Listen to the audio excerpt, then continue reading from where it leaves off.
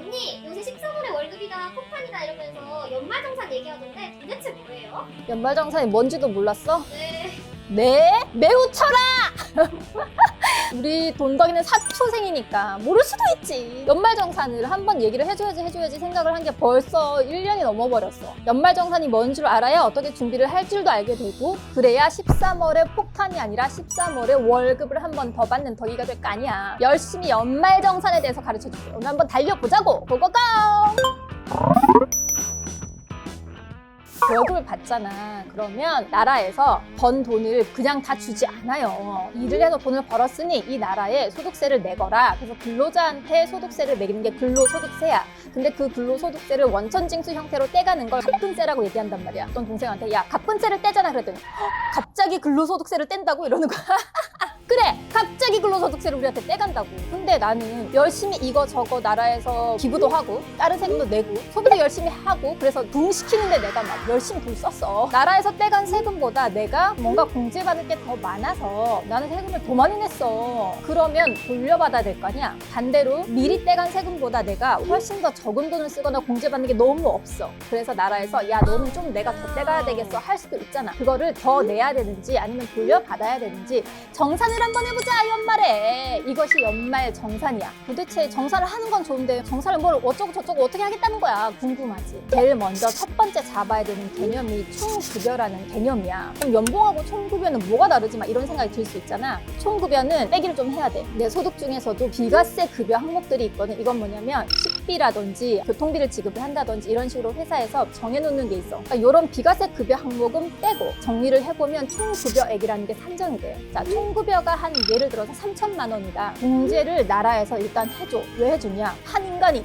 먹고 살고 하려면 기본적으로 이 정도는 먹고 쓰겠지. 그래서 일정 부분을 근로소득 공제라는 걸 먼저 해줘. 그러면 내가 예를 들어서 공제를 뭐 한 200만 원 받았다. 2,800만 원부터 시작을 하는 거야. 거기에서부터 우리는 뭐를 해야 되느냐? 공제받을 항목들을 하나씩 빼나가는 거야. 네가 지금 월에 200만 원 버는 거 가지고 너 혼자 먹고 사는 게 아니라 노모를 모시고 있구나. 그러면 한 사람에 150만 원씩 해서 300만 원을 공제해줄게. 뭐 이런 식으로 이 한 사람의 월급으로 몇 명이 먹고 사는가를 봐서 인적 공제를 해줘.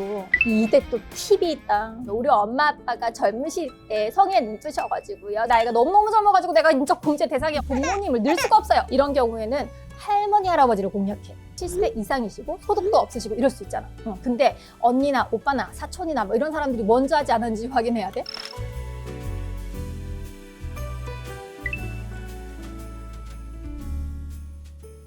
그 다음에는 뭐를 하느냐? 체크카드 쓴 거, 현금 쓴 거, 뭐 요런 거 있지. 내가 소비를 한 항목들을 가지고 또 공제를 해줘요. 언니 그러면 카드를 엄청 많이 써가지고 세금도 엄청 많이 공제받으면 되겠네요? 어떻게 해서든 돈 쓸 궁리를 하려고 아주 그냥 합리화를 하는 것은 타고났네. 3천만 원, 5천만 원 막 있는 대로 카드 다 긁으면 세금 한 푼도 안 내게. 카드는 사용하는 금액에서 공제 한도가 존재해요. 일단 카드 공제에 대해서 기본 개념을 잡고 가자고. 총 급여 금액의 25%가 초과되는 금액부터 공제 대상이 돼. 그러니까 100날 써봤자 내 연봉의 25% 초과분부터 300만 원까지 밖에는 인정이 안 되니까 무조건 나 세금 공제 많이 받는구나 라고 착각하면 돈만 쓰고 낭패를 본다고. 자, 그러면 여기에서 또 이런 질문을 한다. 신용카드랑 체크카드랑 뭐 어디서는 막 황금 비율이 있다라고 얘기하던데요. 들은 건 또 겁나 많아요 우리가. 근데 정확하게 알지는 못해. 신용카드는 15%밖에 안 되고 체크카드는 그 2배인 30%까지나 공제가 되니 공제가 안 되는 구간은 신용카드 혜택을 누리고 이제 공제받기 시작하는 구간에 돌입했다. 그때는 체크카드를 사용을 합시다. 이게 황금 비율입니다. 뭐 이렇게 설명하는 사람들이 많아. 근데 어떤 사람이 이런 것들을 따져야 되느냐? 나 렌탈 해가지고 신용카드를 일부는 꼭 써야 돼. 혹은 신용카드에 너무 좋은 할인 혜택이 있어가지고 꼭 써야 돼. 뭐 이런 사람들의 경우에는 연봉의 25%까지는 신용카드를 쓰면서 그 신용카드에서 받을 수 있는 좋은 혜택들을 충분히 챙겨받고 그 이상부터는 체크카드나 현금 영수증 챙겨서 공제를 최대한 받자. 이렇게 전략을 짜는 게 좋겠다지. 굳이 저는 신용카드 혜택 필요 없는데 뭐 왜 꼭 25%를 신용카드를 써야 돼요? 라고 생각하는 사람은 그냥 현금으로 다 써도 되고 혹은 체크카드로 다 써도 아무 상관이 없다는 사실. 그리고 카드나 체크카드 말고 또 돈 써서 공제받는 게 또 있어. 전통시장이랑 제로페이는 100만 원 한도에서 40%까지나 공제를 해준다고. 그 다음에 미술관이나 공연장이나 막 이런 데를 많이 가잖아. 이런 것들에 돈을 쓰는 것도 또 공제를 해줘요. 얼마까지? 최대 100만 원에 30%까지. 그럼 언니 영화거든요. 저 영화로 마음의 양식을 겁나 쌓는 중인데 미안하지만 영화는 안 되네 이 사람아. 그 다음에 대중교통비도 또 공제를 해준다? 지하철, 버스 이런 거 택시도 안 돼요. 그리고 언니가 카땡 얘기가 나와서 말인데 거기는 저번에 언니한테 스벅 보냈더라고. 너 그거 현금 영수증 받았어? 안 받았어? 안 받았지. 그게 대박. 내가 안 받을 줄 알았고 지금 얘기 나온 이 순간에 지금 바로 핸드폰 열어가지고 카땡 들어가서 지금 바로 등록을 해보라고. 더보기 누르고 설정 누르고 현금 영수증 누르고 정보 입력해. 그러면 현금 영수증 신청이 된 거야. 어렵지 않지? 그리고 언니가 청약저축 들으라고 했었잖아. 너 들었어 안 들었어? 너 지금 대답을 못하는 거 보니까 안 든 거 아니야? 내가 그렇게 목에 핏대를 올리면서 들으라고 했는데 아직도 안 든 거야? 오늘이라도 같이 당장 들어. 왜냐면 소득공제를 또 받을 수가 있어. 물론 무주택 세대주인 경우에 최대 240만 원에 40%까지 공제가 가능해요. 근데 주의할 것이 있어. 소득공제 받은 다음에 해지해야지 아싸 이러고 해지하잖아. 혜택 본 거 뱉어내야 돼. 그러니까 소득공제 받고 나서 5년 이상은 꾸준히 유지를 해야 된다는 것도 같이 기억을 해둬야 되겠지? 그러면 아까 우리가 1,800만 원이었는데 인적공제에서 예를 들어서 300만 원이 빠진 거야. 그리고 카드랑 뭐랑 나 또 다른 거 공제 합쳐보니까 또 뭐 한 200만 원 공제가 된 거야. 그러면 얼마로 떨어져?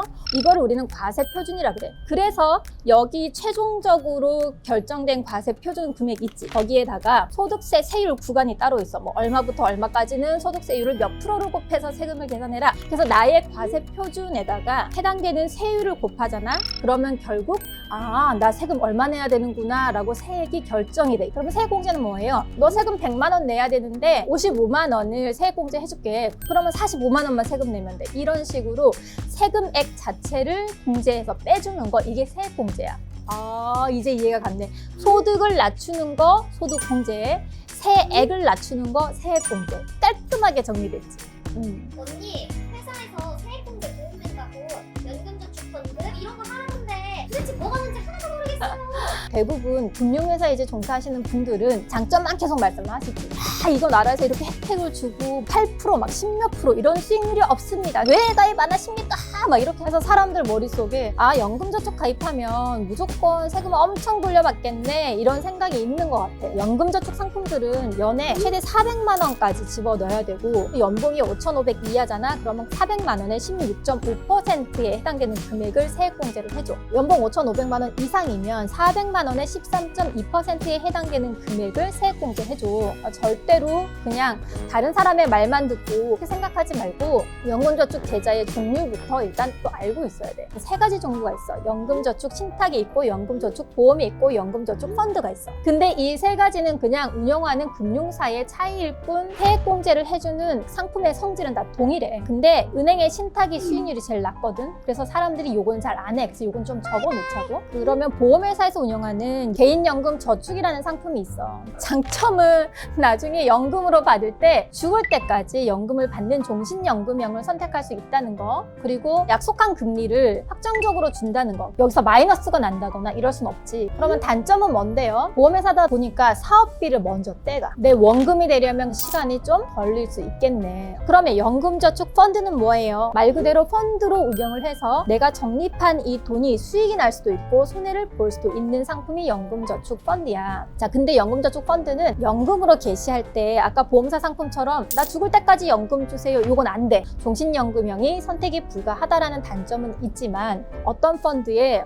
어느 타이밍에 내가 돈을 집어넣어야 수익이 극대화되는 구조로 갖고 갈 수 있는가가 공부가 되어 있는 사람들이 연금저축 펀드를 가입하는 게 좋겠지. 들어보니까 언니 저 그냥 공부해서 펀드로 이렇게 수익을 내는 게 훨씬 좋지 않을까요? 그럼 나 보험회사 상품 해지해야 돼. 해지하면 손해본다면서요. 이럴 수 있잖아. 해지 안 해도 돼. 연금저축 계좌들은 회사 간 이동이 가능해. 나 연금저축 펀드 하고 싶어요. 해지하지 않아도 연금저축 펀드로 변경 신청이 가능해요. 언니가 덕이 너한테 추천하는 방법은 이거야. 국세청에서 연말정산 미리 보기 사이트를 열어줘. 올해 세금이 대충 한 어느 정도 나오겠다라고 예측을 할 수가 있어. 내가 세금을 한 10만 원 뱉어낼 것 같아. 그러면 연금저축 같은 이 세액공제 상품을 해야 될까? 안 해도 될까? 나라면 그냥 10만 원 내고 말겠네. 왜냐? 연금저축 상품들은 연에 최대 400만 원까지 집어넣어야 되고 내가 10만 1000만 원 공제 받으려고 연금 펀드나 뭐 이런 계좌에 몇십만 원 혹은 몇백만 원을 넣어야 될 수도 있잖아. 근데 그렇게 넣은 돈은 공제받고 그 다음에 뺄 수 있냐? 못 빼요. 중도에 해지하잖아. 그러면 이것도 또 세금을 또 뱉어내. 한번 가입을 하면 55세부터 연금을 수령할 수 있는데 그때까지 쭉 유지를 해야 된다라고 생각을 해야 되는 거야. 그래서 나는 목돈을 계속 20년, 30년 묶어놓을 것인가? 10만 원 공제받자고 이렇게 생각을 해보는 거지. 저는 사실 결혼자금도 다 모아놨고 어차피 노후 준비해야 되니까 세금 뱉어낼 것도 커버를 하고 수익률도 관리가 될 수 있으니까 저는 뭐 이거 할래요. 이렇게 결정을 할 수도 있는 거야. 그래서 그거는 덕이 네가 결정을 하되 언니가 얘기해준 연말정산 미리 보기를 먼저 보고 나 세금 한 어느 정도 내겠구나 라고 판단을 해보고 하라는 거야. 그리고 만약에 한다면 무조건 400만 원 한도까지 매년 따박따박 풀로 채워 넣을 필요는 없어. 한 200만 넣어도 내가 세금 안 뱉어내게 커버할 수 있을 것 같아. 그러면 200만 원만 집어 넣는 거지. 좀 계산해가지고 연금저축 계좌에 넣는 돈을 결정하면 목돈이 많이 묶이지 않고 현명하게 준비를 할 수도 있겠지. 이거는 하나의 팁이요. 그리고 언니가 너 집 정리하고 옷장 정리하라고 했었지. 그냥 갖다 버리기에는 너무 아깝고 누구한테 기부라도 하면 참 좋겠다라는 생각이 드는 물건들이나 옷들 있잖아. 아름다운 가게에 기부를 혀. 그러면 기부금 영수증을 준다. 얼마까지 해주는데? 기부 인정 금액의 15%. 내가 기부 인정을 10만 원 받았다. 그러면 15,000원을 세액공제 해주는 거야. 종교 있잖아. 교회를 다니건 성당을 다니건 절을 다니건 내가 다니는 종교 단체에 기부를 했거나 하면 다 기부금 영수증 받을 수 있으니까 연말 되면 싹 한번 챙기면 좋겠지? 그리고 세액공제 되는 항목 중에서 또 중요한 게 있어. 의료비랑 교육비도 공제가 돼요. 내가 아픈 것도 서러워 죽겠는데 의료비 공제도 못 받아봐. 얼마나 서럽겠어. 근데 서럽지 말라고 누구 의료비 공제해주니까 걱정하덜덜 말어. 내가 쓴 돈의 15%까지 공제를 해주고 한도도 없어. 이게 꿀이야. 내가 시력 보완하기 위해서 쓰는 그런 보조 기구, 안경이나 컨택트 렌즈 이런 것들만 가능하니까 이것들도 기억해뒀다가 잘 챙겨보자고. 언니 저 월세 사는데 월세는 소득공제예요? 세액공제예요? 인터넷에 둘 다 된다고 나와 있어가지고 헷갈려요.